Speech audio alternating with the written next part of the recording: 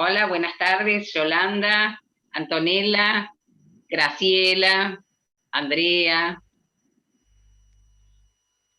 Bienvenidas al Ateneo.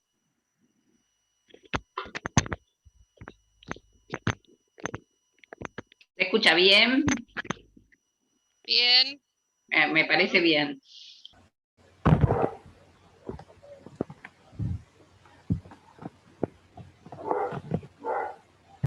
Hola a todas. Hola. Hola, Fabiana. Bueno, Fabiana es de Córdoba. Fabiana Uloque.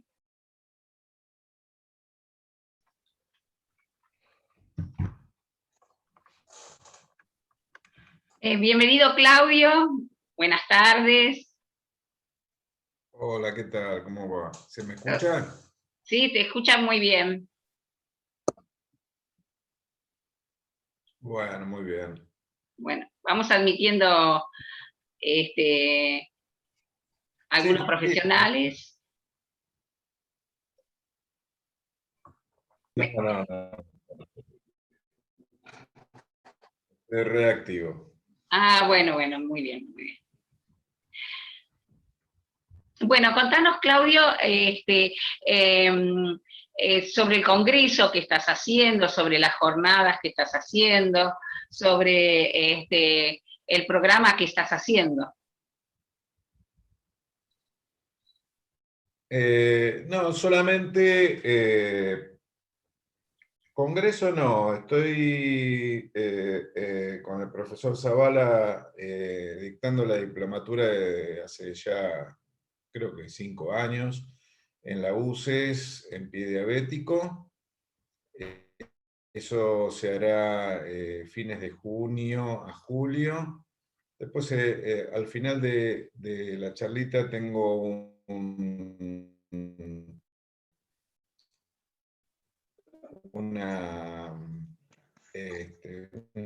flyer que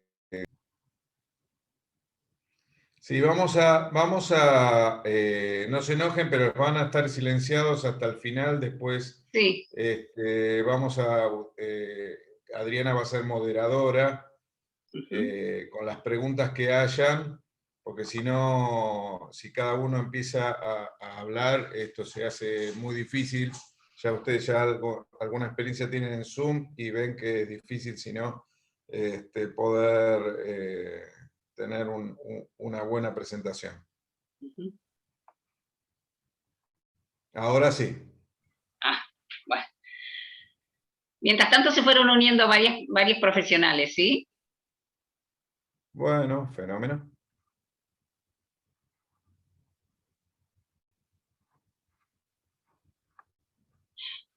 Mucha gente es del interior y del exterior, ¿sí? Te escuchamos atentamente. Bueno, cómo no. Denme un segundo que recién me habilitó.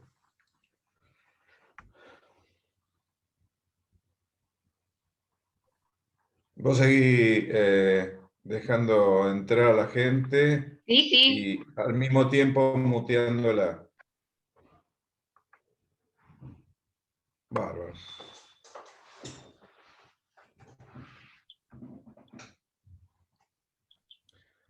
Bueno, buenas tardes. Buenas tardes, buenas noches ya. Bueno, muy bien. Adriana me pidió que hablara de un tema, casi creo que me pidió, si no me equivoco, que hablara de radiología. La radiología de pie solo es un tema muy corto, entonces opté por darles la radiología de miembros inferiores. El Zoom, a diferencia de las conferencias tradicionales, normales, tiene la característica de dificultar el ida y vuelta, pero más allá de eso, hago la presentación, cuando terminamos, Adriana va a moderar el ida y vuelta, o por modalidad, que se levanta la mano y ella le habilita diciendo el nombre de la persona, o también puede ser por el chat, como Adriana lo prefiere hacer. Bueno, ahora yo les voy a hablar de radiología normal y patológica de miembros inferiores. Bueno, ya muchos me conocen, pero hace rato que no estoy en contacto con la mayoría de ustedes. Creo que tuvimos el año pasado, a principio de esta cuarentena, tuvimos un contacto. Les cuento algunas novedades. Yo hoy estoy como médico en el hospital Cecilia Grierson, doctora Cecilia Grierson, que es del barrio de Lugano. Y gané un concurso el año pasado, en el medio de la pandemia, de jefe de departamento de cirugía de este hospital. Y estoy con el profesor Zavala, yo subdirigiendo la diplomatura en pie diabético. Y como ya saben, mi actividad docente es bastante profusa. Estoy en la facultad, en la Barceló, dictando traumatología y ortopedia, en varias rotaciones. Soy profesor de la UNAUR, Universidad de Burlingame, y también de la UBA, soy docente adscrito de traumatología y ortopedia. Vamos a empezar con el tema, que habla de rayos X. Rayos X. Ahora, ¿quién descubrió esto de los rayos X y que además fueran utilizados en diagnóstico, en medicina sobre todo? Y el que lo descubrió fue este señor Röntgen, que era un físico alemán, allá por el 8 de noviembre de 1895, hace 120 y tantos de años. Y en el 1901, le fue otorgado el primer premio Nobel en el reconocimiento por este importantísimo hallazgo. ¿Qué sería una radiografía o una placa radiográfica? Una radiografía es, ni más ni menos, como una imagen, es una imagen captada en una película fotográfica. O sea, a esto es lo que le llamamos placa. Es un film. Pero también puede ser por medio de una base de datos. O sea, podemos verlo por film, pero hoy por hoy, con un buen software que ya está predeterminado, se puede ver directamente en una computadora como la de cualquiera y sin imprimirlo en esta placa, lo cual elimina una serie de gastos que otorga esa modalidad. ¿Cómo se da este efecto? Entonces, exponiendo la imagen a una fuente de radiación de alta energía, con una orientación, esa radiación no es que está en el aire, tiene un foco y enfoca hacia algo con una cantidad de energía que lo prepara ¿quién? El técnico en rayos. A esto se lo conoce comúnmente como rayos X. Al poner un objeto, por ejemplo la mano, el pie, la cabeza, entre la fuente de radiación y el receptor, las partes que son más densas, como los huesos, por ejemplo, aparecen en diferentes tonos en una escala de grises. Los huesos generalmente, si es en positivo, se ven blancos y las partes blandas se ven más oscuras, más entre negro y gris oscuro. El oxígeno se ve oscuro, como los pulmones. Los pulmones nosotros lo vemos casi negro, los huesos se ven blancos porque son más densos que el aire que están en los pulmones. Algunas consideraciones que debemos hacer, que estarían dentro del examen paso a paso de una radiografía, sería verificar que la radiografía corresponda al paciente que vamos a evaluar, porque eso lo hace el radiólogo, pero tiene que hacerlo porque de repente hemos tenido radiografías que son de otro. Debe disponerse de 2 radiografías en diferentes vistas, hechas en ángulo adecuado una respecto a la otra. O sea, hay que hacer las comparativas, se llama eso. conocerse la posición del paciente durante la toma de la radiografía, así como identificar el lado del cuerpo. Porque si pedimos un pie izquierdo, hay que identificarle ese pie antes de hacer la placa. Son consideraciones, son normas. La radiografía debe ser técnicamente de buena calidad. A esto lo llamamos cuando está bien centrada. Por ejemplo, yo ahora estoy en el centro de esta imagen, ¿no? Entonces estoy bien centrado. Si la radiografía está en un costado, está mal centrado. Tiene que estar bien enfocada y tiene que tener proporcionalidad. Si hay dos radiografías de lo mismo, por ejemplo, un frente de un pie y un frente del otro pie, en una misma placa deben ser simétricas para poder compararse bien. Y lo mismo en el caso de la pelvis, del tórax, debe tener un hemitórax igual al otro hemitórax. Obviamente, si tienen una escoliosis va a estar distinto, pero hay que tratar de centrarlo, porque eso es bueno también para el diagnóstico, si no, a veces puede fallar el diagnóstico.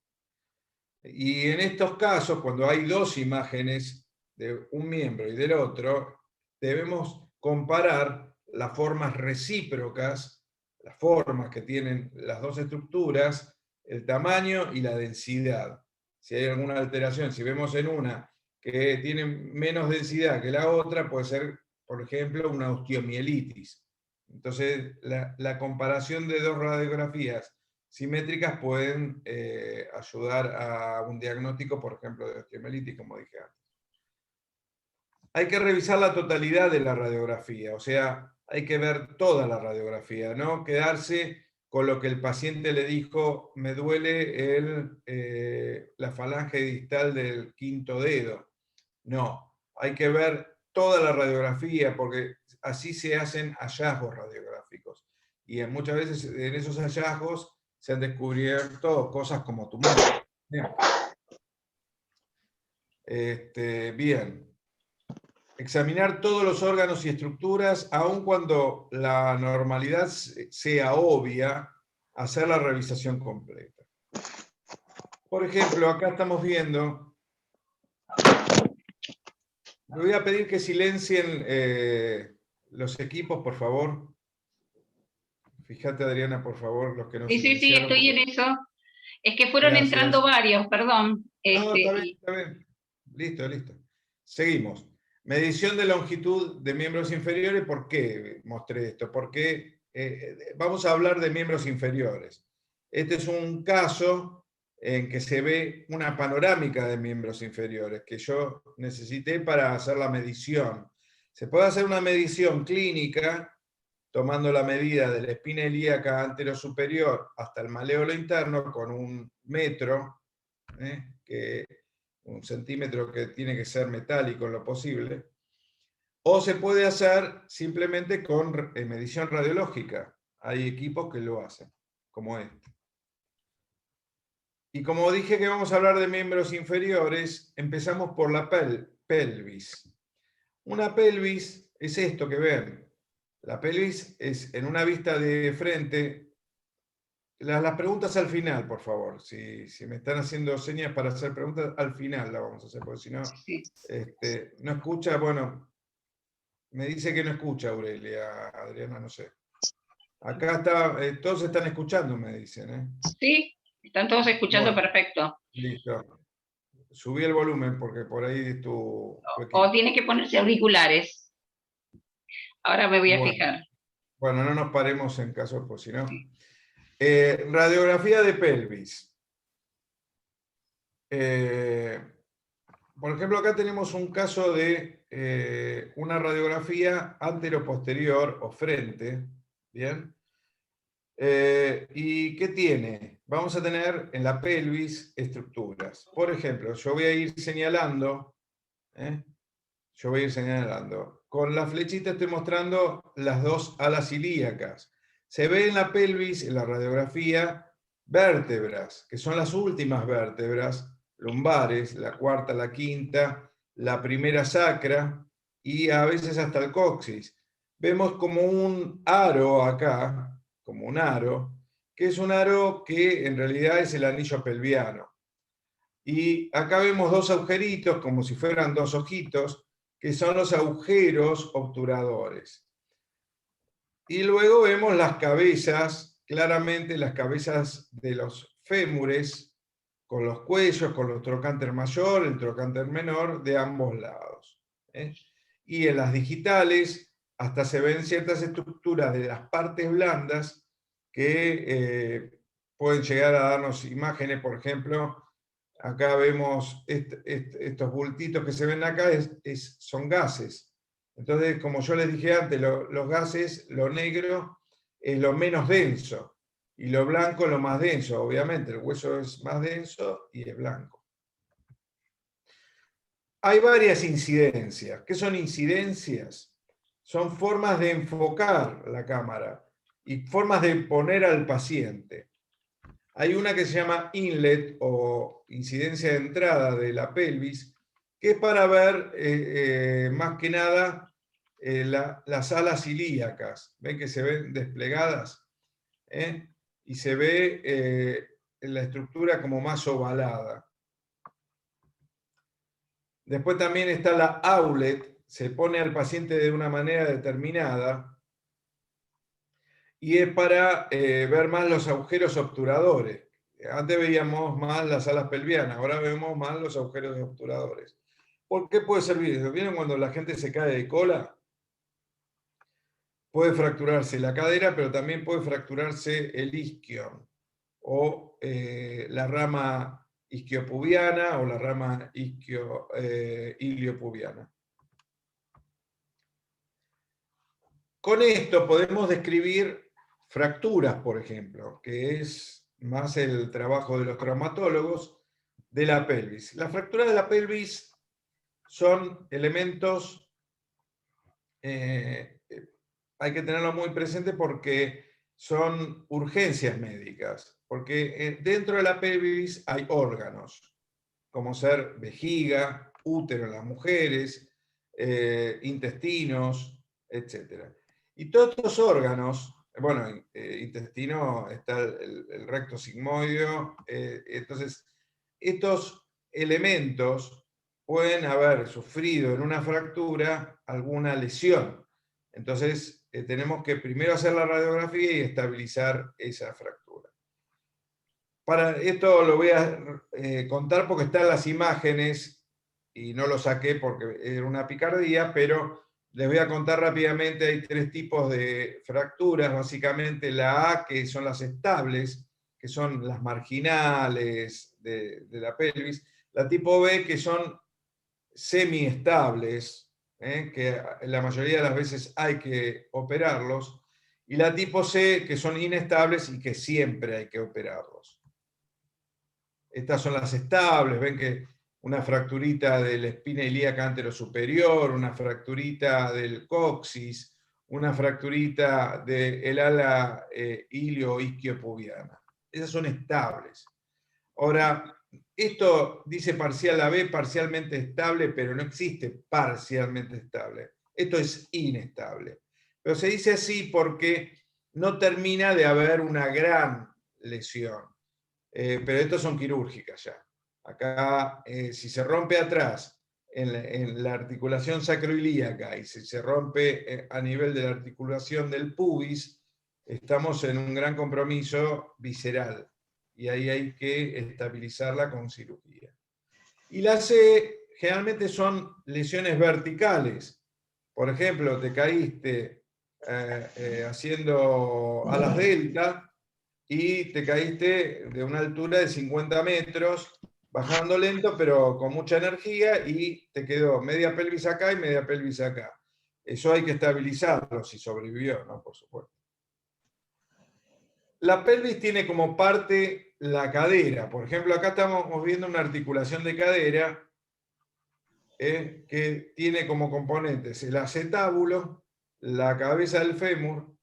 La cadera, en realidad, muchas veces yo escucho decir a la gente, me duele la cadera y está marcándose la cintura. Eso no es la cadera, eso es la cintura o la columna lumbar. Esto hay que saberlo diferenciar, porque queda feo que alguien te venga, algún profesional te venga y se marque la cintura y te diga me duele la cadera. La cadera es la articulación coxofemoral, o sea, entre la cabeza del fémur y el acetábulo de la pelvis. Luego tiene un cuello, esta es una proyección anterior de la cadera. Luego tenemos el trocánter mayor, el trocánter menor y el fémur. Tenemos que hacer ciertas mediciones, por ejemplo, este es el ángulo que se llama ángulo de inclinación, que son unos 127, 130 grados, que en las fracturas de cuello puede estar alterado ese ángulo, puede disminuirse. Entonces hay que tenerlo siempre marcado. Esta es una radiografía de perfil de cadera, o sea, la cadera se ve rotada y acá vemos mucho el trocánter menor. Luego tenemos, en estas radiografías de cadera frente tenemos muchos elementos que se pueden señalar en esta imagen, por ejemplo. Por favor, silenciar la computadora. Estoy en eso, estoy en eso. Nos quedan 4 minutos que nos volvemos a reactivar después, ¿sabes? Con el mismo link. Bueno, ok. Que se va y continuamos con la misma después. Ok. Sí. Okay. Entonces, acá lo que tenemos es el labio anterior, y tenemos la cabeza, como les dije antes, ahí se ve apenas el trocánter menor y el trocánter mayor. Vamos a pasar de largo, esta no tiene mucho. Esta sí es importante porque se ve una pelvis bien centrada y tenemos la cabeza del fémur, una que está enferma y otra que no está enferma. Entonces, lo que yo les decía recién, está bien centrada y podemos comparar estructuras y formas, si está bien centrada. Si no está bien centrada y una tiene más penetración que la otra, el radiólogo la mostró medio de costado. En general no ocurre esto, pero bueno, les cuento que es importante saber que tiene que estar bien centrada. Esto es lo que les mostraba antes, esto es una oblicua de pelvis para ver el ala ilíaca. Y esta es una oblicua obturatriz para ver el agujero obturador. ¿Qué me sirve? El agujero obturador, acá está el isquion, esto es donde nos sentamos al estar sentados sobre este punto. Entonces, acá se ve la rama iliopubiana y acá se ve la rama isquiopubiana. Acá también vemos comparativas. Acá vemos esta cadera que no se ve gran cosa con respecto a esta otra, y es porque en esta hay una necrosis y en esta no hay nada. Pero ¿cómo yo sé que es una necrosis? Si acá no la veo claramente la necrosis, entonces porque le pedí una resonancia magnética y ahí logré verla. Ven que en la resonancia sí se ve la necrosis. A veces en el primer estadio de necrosis, o sea, de muerte de la cabeza, no se logra ver. Ven que es la cabeza que está a la derecha, está blanquita y redondita, y ven que la cabeza que está a la izquierda está media negra, está muerta. Acá ven otra necrosis con artrosis, o sea, no tiene espacio articular. Acá sí se ve espacio articular, ven que hay como un gran espacio articular y acá nada. Esto se llama pinzamiento. Otra artrosis, acá sin espacio articular. Ven que inclusive la cadera está media torcidita. Eso es porque ya la pelvis se está engranando dentro del acetábulo. La cadera, quiero decir, se está engranando dentro del acetábulo, con lo cual da mucho dolor. Esto es para poner una prótesis en general. Acá vemos otra cadera artrósica, que esto es previo a la cirugía, con los cartabones, se llaman estos, son calcos que nosotros hacemos para programar una cirugía y poner una prótesis. Acá tenemos el cartabón del acetábulo, el anterior era el cartabón del vástago. Y acá está la prótesis recién puesta. Acá está antes de operarse. Después tenemos en la cadera las famosas fracturas de cadera. Hasta ahora hablamos de artrosis, de necrosis, pero también hay fracturas en cadera. Perfecto, perfecto. Hay 50 personas en el auditorio. No es plata. Bueno. Bueno, me alegro que se sea. Bueno, les estaba contando las patologías de cadera que se ven en las radiografías. Una era, habíamos hablado de artrosis o necrosis, y ahora estábamos en fracturas. Puede ser interesante las fracturas, por ejemplo, tenemos fracturas mediales, que generalmente es de la cabeza, del cuello de la cabeza, que puede ser parcial, total, pero sin desplazamiento, total con un desplazamiento menor a 50% y total con mucho desplazamiento. Obviamente que la mayoría de estas son quirúrgicas.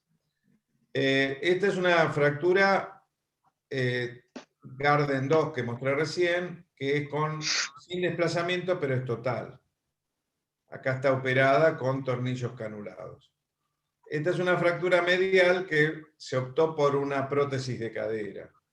Esta es una fractura con Garden 3 con desplazamiento del menos del 50%, pero obviamente que es quirúrgica. Acá se optó por este tipo de implante, que es un DHS. Y después tenemos las fracturas laterales. Las fracturas laterales las clasificaron Evans, las clasificó en estables o inestables, según el estigma de lesión que tenga. Según qué parte se fractura, son más estables. Por ejemplo, acá una transtoroacantérica es más estable que una de 4 fragmentos. Entonces esta, que es bastante inestable, se arma con un dispositivo de clavo placa que es dinámico, por eso se llama DHS, Dynamic Hip Screw. Acá se ve otro caso, Dynamic Hip Screw. Acá tenemos otra fractura, ven que está inclinado a casi 90 grados, habíamos dicho que tenía que tener 127 grados el ángulo de inclinación. Y acá recuperó los 127 grados. Con el clavo placa, gracias al cirujano, obviamente. Tenemos otras patologías, por ejemplo, esta es una luxación congénita de cadera. ¿Ven? La cadera esta que está a la izquierda de la pantalla tendría que estar acá abajo, pero al nacer se ve que tuvo una enfermedad que se llama displasia, como la tiene en la cadera que está a la derecha de la pantalla. Lo que pasa es que esta no se llegó a luxar. Por ahí no hizo el tratamiento que se hace cuando son chiquitos, que se ponen arnés o férulas, y termina luxándose y hasta haciéndose un neocotilo. Acá hay una luxación bilateral de cadera, miren, se le fue al hueso ilíaco. Tendrían que estar acá abajo y lo tienen acá arriba la cadera. Lo traigo como rarezas, porque yo dije, voy a mostrar radiología normal y patológica. Ahora vamos a la rodilla. ¿Qué proyecciones hay en la rodilla? Tenemos la anteroposterior o la famosa radiografía de frente, son sinónimos. La proyección de perfil o lateral. Y la proyección axial femororotuliana es la de rótula. Esta es la de frente, la tradicional, que equivaldría a esto que vemos acá en el dibujo. Se ve la rótula, se ve los cóndilos femorales, se ve el platillo tibial, las espinas tibiales, el peroné y la tibia. La de perfil, que se ve así, los cóndilos así, con esta forma, los platillos tibiales así, y la rótula por delante. Acá vemos un perfil. El perfil siempre se le semiflexiona la rodilla. Y después hay una proyección para sacar la rótula, que es esta proyección, que se llama proyección de Marchand, que es para ver la axial de rótula. ¿Qué es esto? Que vemos a la rótula así, que es ese huesito que está por delante de los cóndilos y que puede ser pasible de algunas patologías, y más en deportistas, no solamente en personas mayores, sino que en deportistas, que se ve lesiones cartilaginosas, verdaderas osteocondritis. Y ya vamos llegando al tobillo, así que frenen sus ímpetus, ya van a ver lo que Ya les gusta. estamos. El tobillo tiene dos incidencias básicas, una la de frente y otra la de perfil. La de frente, a mí me gusta pedir una incidencia especial que se llama frente de mortaja, en donde vemos que la tibia y el peroné se ven con el espacio que la articulación inferior de la tibia y peroné se llama sindesmosis. Y es interesante ver la sindesmosis, porque si no la ponemos en el frente de mortaja se ve tapada la sindesmosis. El frente común. Frente común es pero tapando totalmente la sindesmosis. Bien, entonces, en este frente de mortaja vemos que el paralelismo que hay entre la superficie de la tibia y el peroné y la superficie del astrágalo. Por eso me gusta pedir esta, porque uno puede ver lesiones verdaderas en las superficies articulares. Y esta es la de perfil, en donde vemos el astrágalo con su forma típica, la articulación subastragalina, hasta el calcáneo podemos llegar a ver. Acá vemos otra radiografía de tobillo y también vemos el retropié, como dije recién, astrágalo y calcáneo. ¿Cómo se toma una radiografía del pie? Es de esta manera. El foco tiene que estar perpendicular a la superficie del pie y el chasis estaría acá abajo, con la placa. ¿Y qué vemos en un pie? Preferí copiar de internet la radiografía porque a veces las que uno saca generalmente son patológicas, entonces no iban a ver una verdadera radiografía, no iba a irradiar a alguien para hacer una placa, para mostrárselo a alumnos. Entonces acá lo que van a ver en una radiografía de frente, que son los dedos, las falanges de los dedos, los 5 metatarsianos, los huesos sesamoideos, la primera cuña, segunda, tercera cuña y el cuboides. Perdón. Los americanos le dicen navicular al escafoide, pero este es el escafoides tarsiano. Este es el astrágalo, el talus, y este es el calcáneo. Al astrágalo le dicen talus. Bueno, acá vemos una radiografía de frente que a veces la muestro porque muchas veces se ven huesillos así, y el otro día un radiólogo me vino, ayer me vino un radiólogo, me mostró, y tengo esto tenía, donde dice 6 y 7, y me dijeron que tengo una fractura porque se había traumatizado ahí. Y yo le dije, no, es un hueso accesorio, es un hueso, un os peroneo. O sea, hay que conocer la patología. Cuando uno tiene una fractura ve este tipo es irregular. Fíjense que los os o los huesos accesorios es un borde regular del huesito que está salido. Y en el caso de la fractura son superficies irregulares. En los perfiles se toman así, como se ve en esta imagen, y la oblicua se toma de esta manera. Son las tres incidencias principales del pie: frente, perfil y oblicua. Este es un perfil esquematizado, obviamente. En el perfil podemos ver el astrágalo, el calcáneo, podemos ver el escafoides, el cuboides. Las cuñas se ven superpuestas, los metatarsianos se ven superpuestos y las falanges se ven superpuestas, como se ve acá.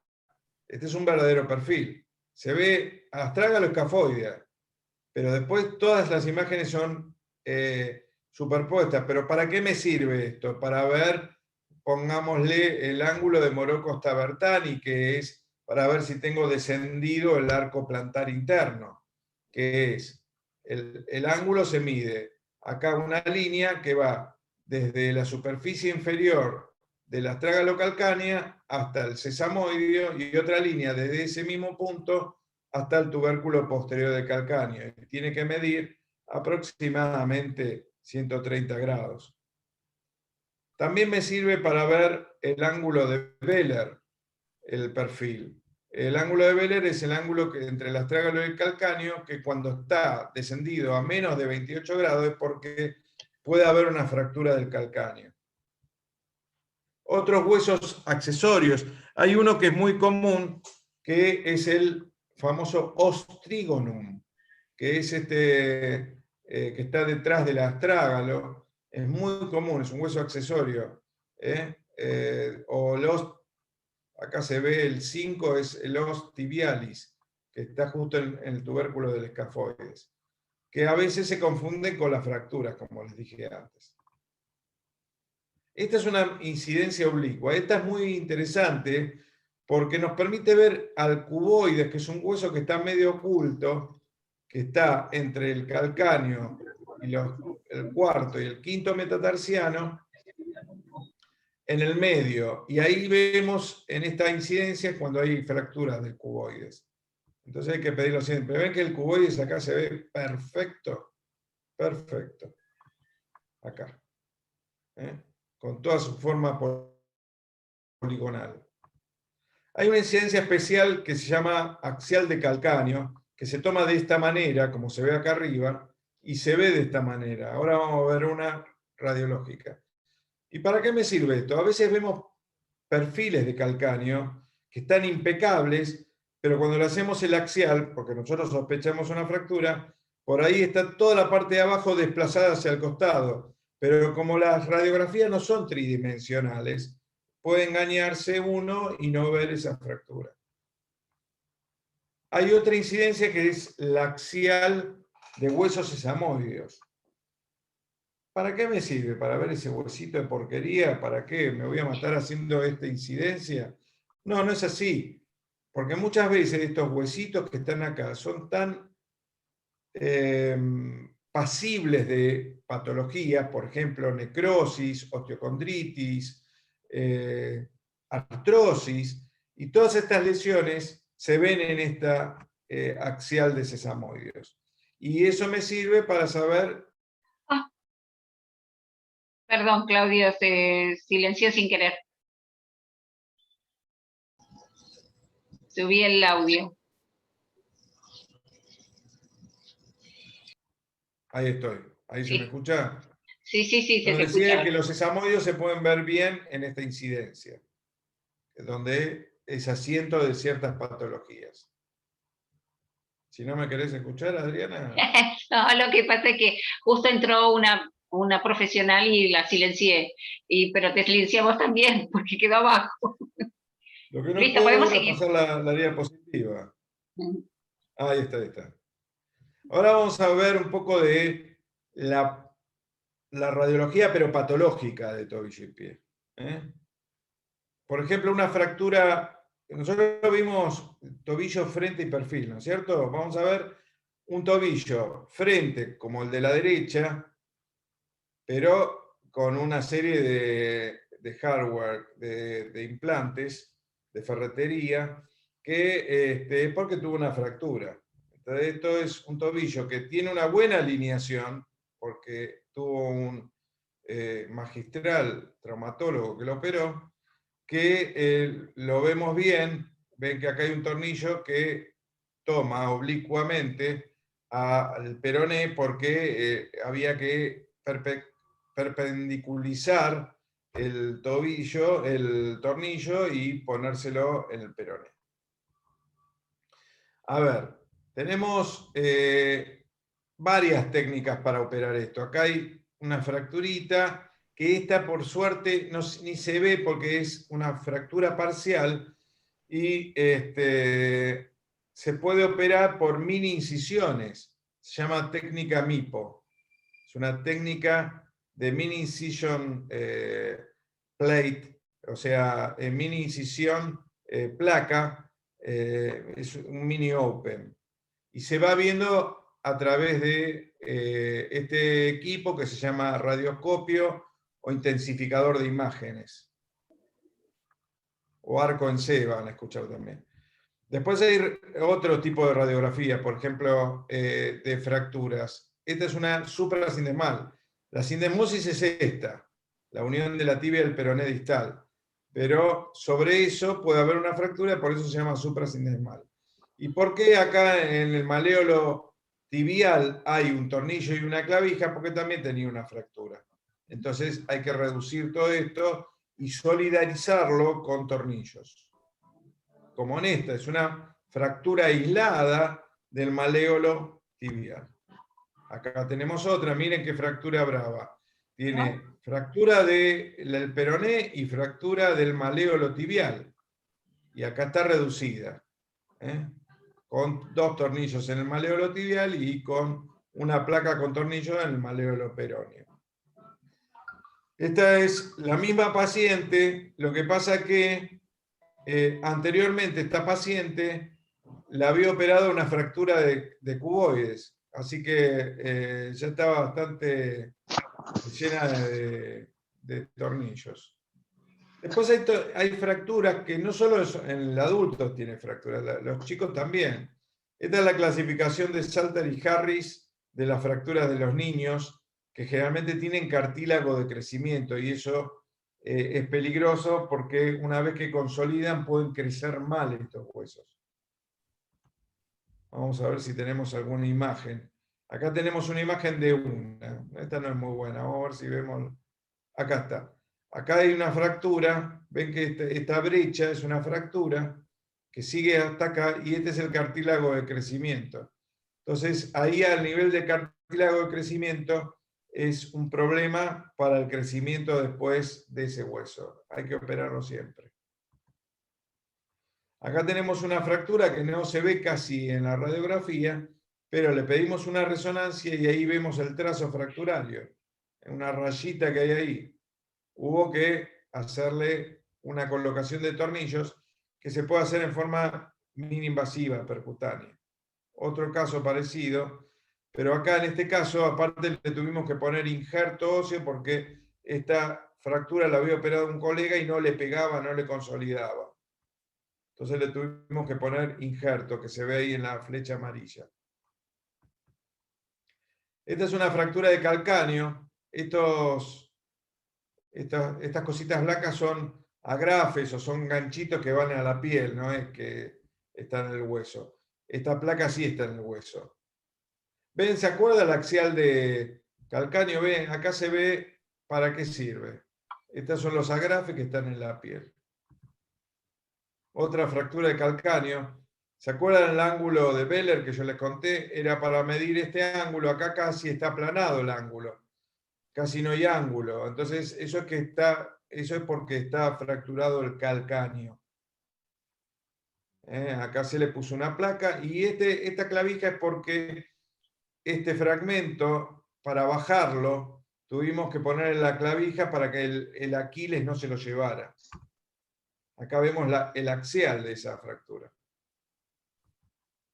Acá vemos una reducción, debe ser otra. Acá está el calcáneo reconstruido en el intraoperatorio. Otro calcáneo, este está hecho pelota, la verdad está totalmente destruido. Rearmar esto a veces cuesta bastante, entonces decidimos hacerle una artrodesis o fijación subastragalina. O sea, reconstruir el calcáneo, pero a su vez, como esta articulación ya no tiene remedio, no tiene forma de que mejore, le hicimos una artrodesis.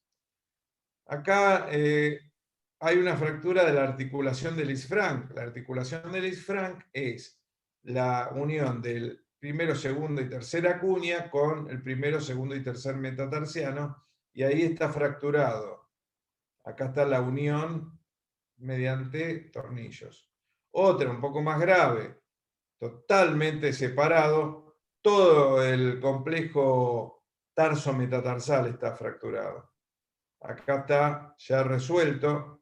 Esto también fue con microcirugía. Otro caso resuelto con microcirugía. El mismo caso. Acá tenemos el mismo caso visto con una tomografía computada. Este es el señor que al mes tenía el pie deshinchado. Esto fue al mes porque fueron incisiones mínimas. Fueron 3 tornillos que se le hicieron en forma percutánea. Ahí se ve la introducción de 1, 2 y 3 entradas para los tornillos. Ven que el pie estaba hinchado, al mes ya el pie estaba con alguna vellosidad, mes y algo, y cicatrizada la fractura. Este paciente sigue viniendo, así que tan mal no le fue. Ah, bueno. Hace muchos años lo operé, hace más de 10 años. Esta es una fractura de pilón tibial. La fractura de pilón tibial es el equivalente a la fractura de muñeca de mano, pero en el tobillo. Bueno, acá se ve una placa medio borrosa, está mal sacada la foto. Acá se ve otra fractura de pilón tibial, ¿ven? Que no es justo en la articulación, es un poco por encima de la articulación, en la metáfisis. Acá se ve el frente de esa fractura reducida. Vamos a ver algunas fracturas de los huesos del tarso y metatarso. Acá vemos una fractura del quinto metatarsiano. Alguien de la comisión directiva me parece que se fracturó una vez. Después acá vemos una reducción de la cabeza del segundo metatarsiano y del tercero. Acá vemos el mismo caso. Acá vemos fracturas viejas que nunca consolidaron y puede dar secuelas. Acá vemos una radiografía que se hace con una maniobra que se llama bostezo para ver si los ligamentos sostienen la articulación o se abre. Entonces ven la mano de mía, sería esta, haciéndole la inversión al tobillo para ver si se abre y luego medir ese ángulo. Si son más de 11 grados, hay que operarlo. O la misma maniobra, pero hacia adelante, se llama maniobra del cajón y también signo de gravedad.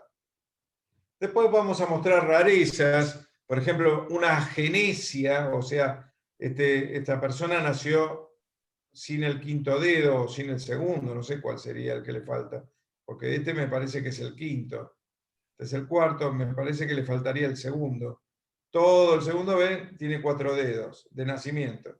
O los pies de Charcot, que esto sí ya tiene más experiencia porque es una neuropatía y que termina en esta destrucción del astrágalo con un pie en mecedora. Esto sí ya lo conocen bastante. Otro pie de Charcot. O patologías tumorales que suelen haber. Ven que una falange normal es así. Y esta está llena, pero no es un tumor maligno, es un tumor se llama un encondroma, o sea, un tumor que nace desde el cartílago y destruye un poco las paredes de la corteza de esa falange. Bueno, hay que rellenarlo y curetearlo y se rellena con hueso sólido.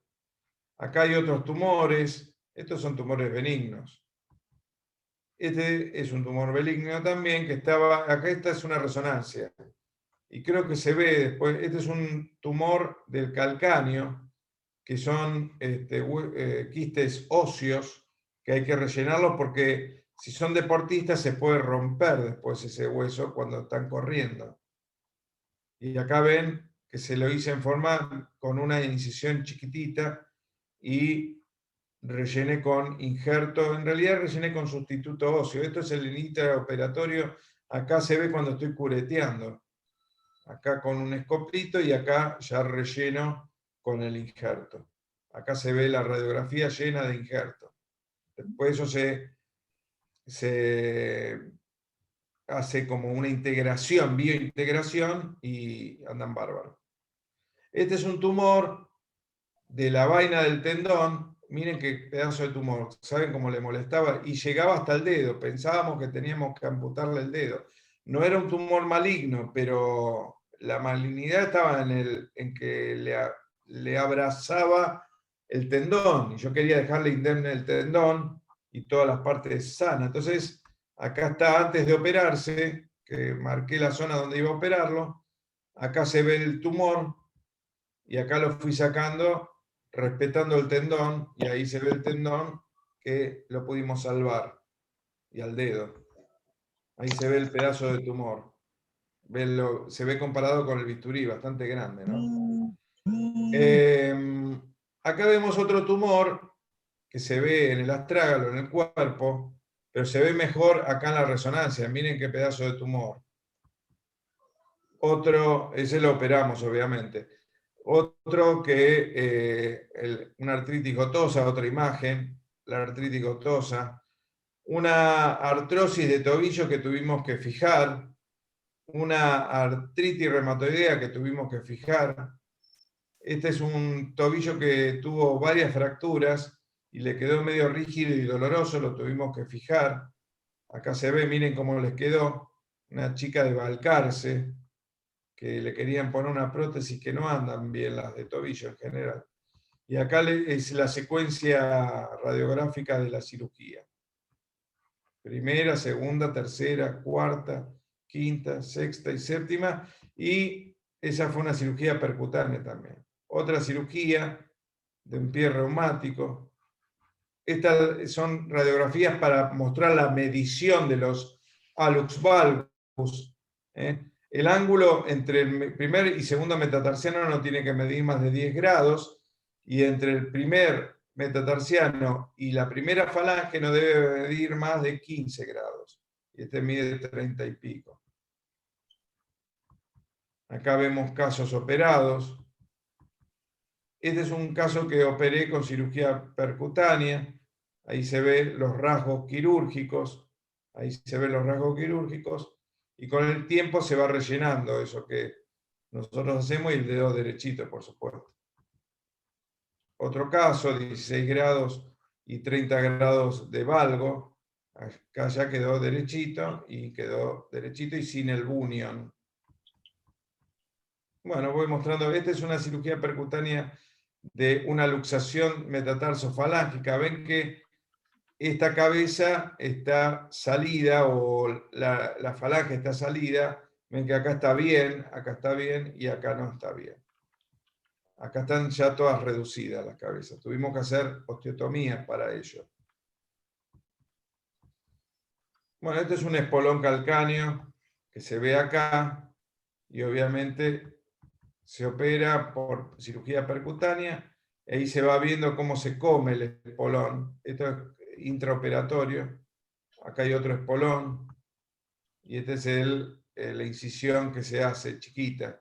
Acá se ve otro caso. Otra cirugía abierta para un dedo martillo. Y acá vemos una sesamoiditis, pero en una resonancia magnética. O sea, una osteocondritis del sesamoide respecto al primer metatarsiano. Y acá está lo que me preguntabas, Adriana, que es la diplomatura que dictamos con el profesor Zavala y la podóloga Bruni en la UCES, en la Universidad de Ciencias de la Salud. Se va a cortar en 10 minutos, pero podemos seguir después. ¿Cómo? Que se va a cortar en 10 minutos, pero... No, bueno, los 10 minutos están calculados para si me quieren hacer alguna pregunta. Porque acá terminé la conferencia. Ya podemos... bueno. No, sí, ya pueden. Te dejo que ¿Dejo de compartir pantalla o qué? Sí, ya está. Porque María Rosbiar dice, cuando se habla de fijar una articulación, ¿qué movimientos quedan limitados? Depende qué articulación.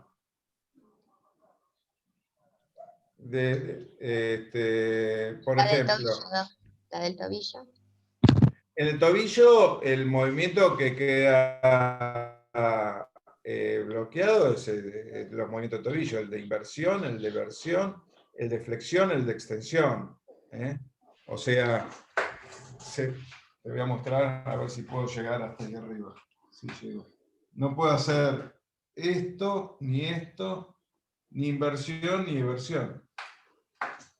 Qué estado, ¿eh? O sea, eso. O sea que vas a tener una limitación en la marcha, la persona que tiene una limitación de tobillo. Ya la tenía antes, porque si le voy a hacer esa semejante cirugía, es porque ese movimiento lo estaba reduciendo, lo estaba morigerando porque le dolía.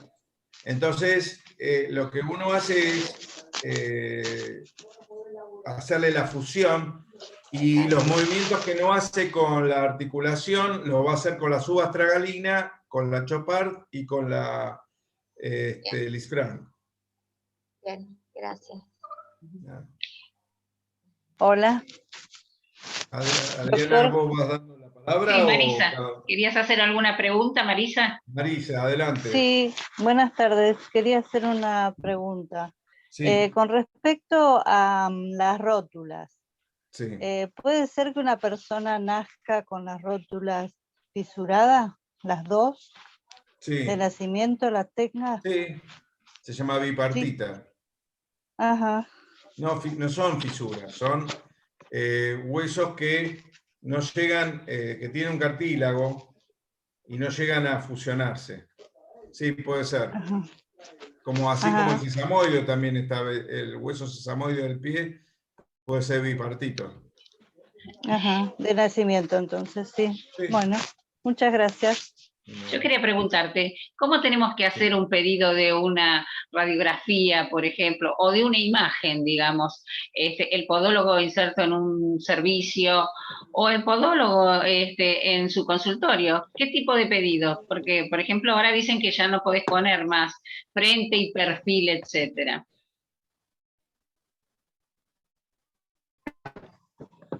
¿Me escuchás? ¿Por qué no se puede poner más? Dicen que ahora hay que poner otras cosas. Yo lo pongo, frente y perfil con apoyo monopódico. Yo digo, ¿por qué no se puede pedir frente? Mira, si vos buscas ver algo en el pie, pedís frente, si te gusta más antero-posterior, que son sinónimos, perfil o otros sinónimos lateral, y oblicua. La oblicua hay que pedirla también, y el apoyo monopodal es más para el frente que para el atrás. Salvo que quieras ver el ángulo que te comenté de Moró Costa Bertani, que es el ángulo para ver si tiene pie plano o no tiene pie plano. Y en el caso de una osteomielitis. ¿Cómo, perdón? En el caso de una osteomielitis. Mira, la radiografía es bastante noble para la osteomielitis. O sea, si vos sospechás de alguna osteomielitis, muy probablemente veas signos de rarefacción ósea, vas a ver como zonas algodonosas o directamente de necrosis del hueso. Y eso se ve muy bien en el hueso. La zona de osteomielitis está más reblandecida. O sea, la vas a ver más clarita, más oscura, y el hueso se ve más claro porque tiene más densidad. Entonces, el hueso, la placa es bastante sensible para ver osteomielitis. Y cuando decimos focalización, en el primer dedo, en el segundo dedo, etcétera. Bueno, Aurelia quiere hacer una pregunta, Cris.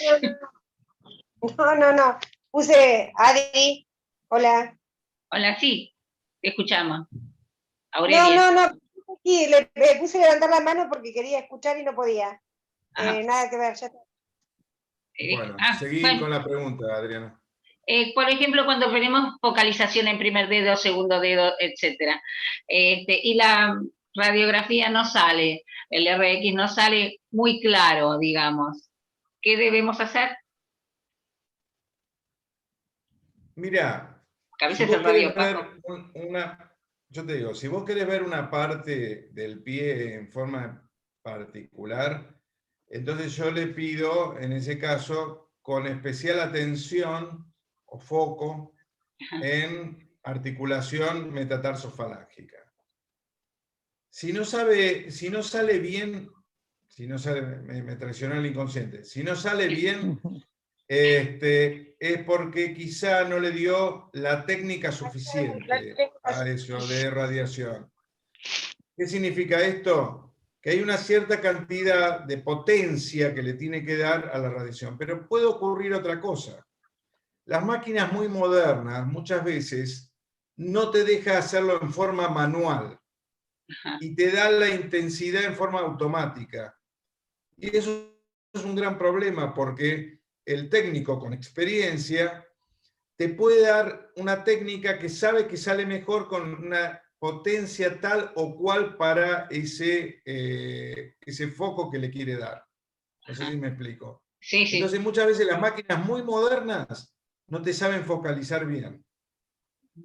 La culpa de la máquina. Ajá, muchas gracias. ¿Alguien quiere hacer alguna pregunta nueva? Sí, No es Adriana. obligación preguntar, ¿eh? Claudia, Sí. Claudio, buenas noches. ¿Cómo te va? Buenas Habla noches. Gustavo, de acá de Buenos Aires. Sí, ¿cómo te va? Bien, bien, bien, Claudio. Te hago una pregunta. Cuando tenés un paciente con pie bot o pie equinovaro, bilateral o unilateral, ¿cuáles son los procedimientos que efectuás? Mira, depende del pivot, si es un chiquito. Mira, te cuento una anécdota, si te interesa. Cuando una vez tuve que ir a Guatemala, una ciudad que extraño terriblemente cuando la menciono, que se llama Antigua, que no es Antigua de Barbados, es Antigua de Guatemala. Y es ahí tuve la buena suerte de tener un curso, un curso sí, de pie diabético, pero además me invitaron a operar a un hospital que era del padre Betancourt, que hoy por hoy es santo, se beatificó y después se santificó, que hace una obra increíble, que ya murió, pobrecito, pero la obra sigue. Y me mandaron piebot, como si yo supiera operar todo. Y, por ejemplo, era un piebot en un chico de pocos meses, todavía no había hecho la bipedestación, entonces no había pisado.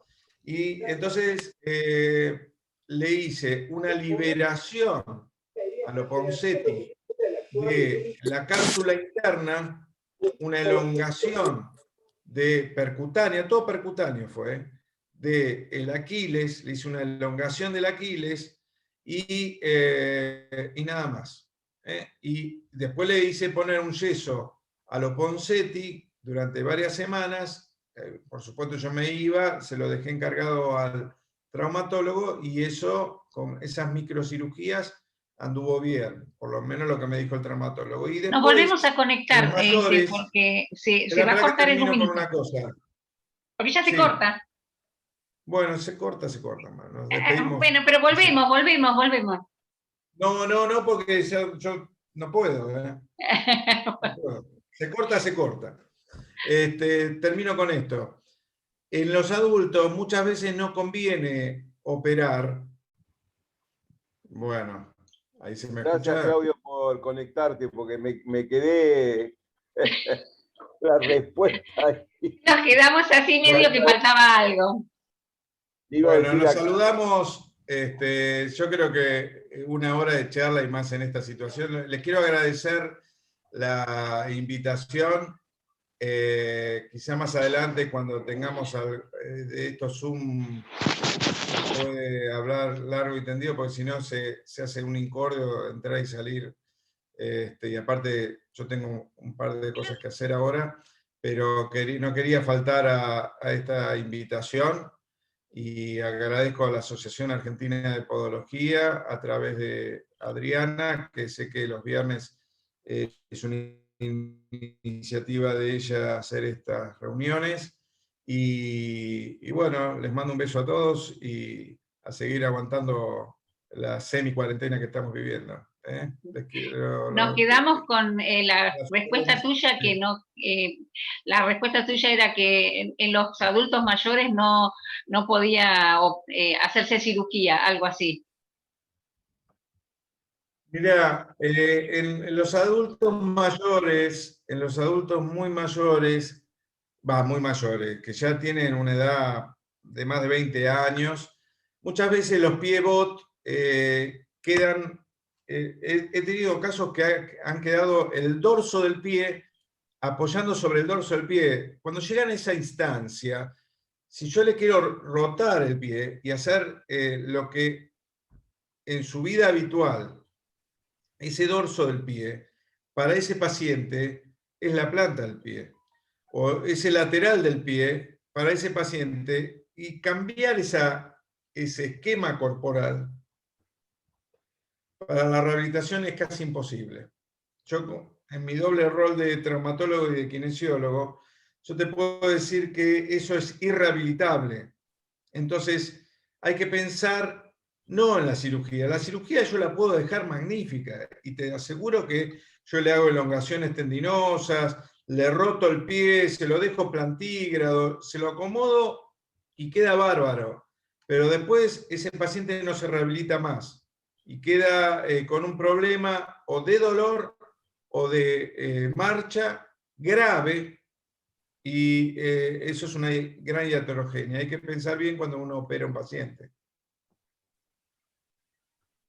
Perfecto, Claudio, muchísimas gracias. Vos sabés que yo tengo un paciente, una chica que ahora tiene 19 años, pero nació con pie-bot, y bueno, fue operada, yeso, tipo método Ponseti, pero quedó muy bien. Pero cuando ella está en reposo, o cuando estás hablando con ella y le mirás el pie, automáticamente su pie derecho hace una inversión hacia adentro. Le quedó ese autorreflejo, ¿no? de inclinación del pie. Es increíble, pero camina muy bien ella, muy bien, a través de la operación. Bueno, pero fue operada oportunamente. Sí, por fue eso. Operada cuando hay que operar. No hay que operar después de los 8 o 10 años. Sí. Pero te quería decir que le quedó el autorreflejo ese, ¿no? De que cuando está en posición normal o cuando está hablando o así, vos le mirás el pie y lo tiene inclinado hacia adentro. Le quedó eso.